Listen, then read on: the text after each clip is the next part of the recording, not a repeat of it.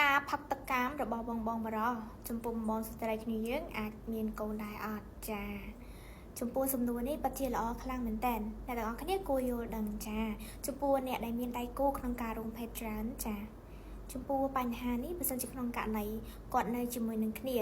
កំឡុងពេលមេជីវិតញីនិងមេជីវិតឈ្មោះធ្លាក់គឺភាគរយច្រើនគឺគាត់អាចមានកូនចាប៉ុន្តែបើសិនជាក្នុងករណីមេជីវិតញីអត់ធ្លាក់មេជីវិតឈ្មោះធ្លាក់ក៏គាត់នៅជាមួយនឹងគ្នាអត់មានកូនដែរចាចំពោះការលេបតកាមនេះបើសិនជាក្នុងករណីសុថាលេបទៅបានផលអីជួយទៅដល់សម្រស់គាត់ចាទី2បើសិនជាក្នុងករណីតកាមគាត់អត់មានជាតិមេរោគចាអត់មានមេរោគ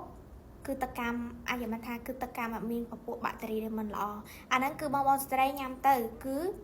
ចំនួនសម្រស់ចាអាចនឹងស្រស់ស្អាតចេញពីខាងក្នុងអាចនឹងក្មេងជាងវ័យចាស្បែកសាច់សក់កញ្ចក់គឺដោះរលោងស្អាតតែម្ដងចាប៉ុន្តែបើសិនជាក្នុងករណីបងប្រុសកើតមានជាបញ្ហាកាមរោគប្រមាណទឹកបាយសេមាន់បញ្ហាស្វាយ HPV ជាដើមចាគឺគាត់អត់អាចញ៉ាំទឹកកាមរបស់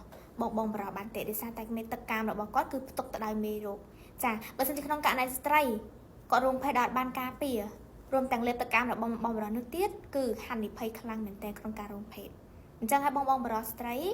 គួរតែប្រុងប្រយ័ត្នទាំងអស់គ្នា